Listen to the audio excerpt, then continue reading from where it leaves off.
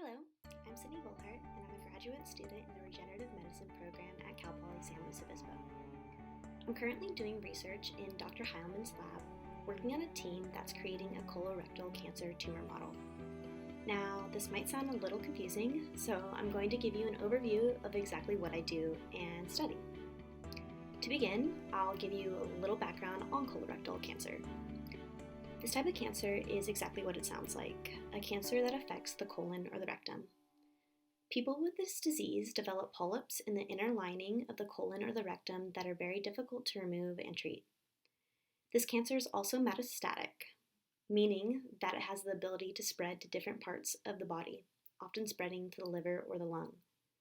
This cancer is very prevalent. It is estimated that 1 in 21 men and 1 in 23 women in the United States will develop colorectal cancer in their lifetime. Screening methods such as colonoscopies, stool test, and blood tests allow for earlier detection of the disease, but despite these detection methods, colorectal cancer still remains one of the highest cancer-related deaths, meaning it's a cancer worth studying. The Heilman lab, where I do my research, focuses on the development of tissue engineering strategies in order to be used for drug testing and improved understanding of the structure and function of healthy and diseased tissues.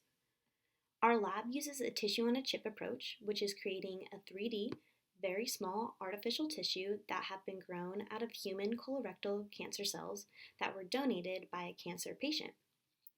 We can use these cells to create a small cancer model that mimics the disease and can be used for studying the cancer and testing drugs and therapies.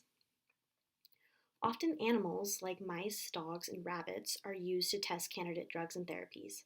But animals aren't the same as humans, and drugs that work in animals don't always transition over to humans very well. By utilizing the tissue-on-a-chip approach, an entire artificial tissue can be designed on a glass chip to mimic a disease that a drug or therapy is intended to treat. What better way to test a drug than on the actual tissue itself, right?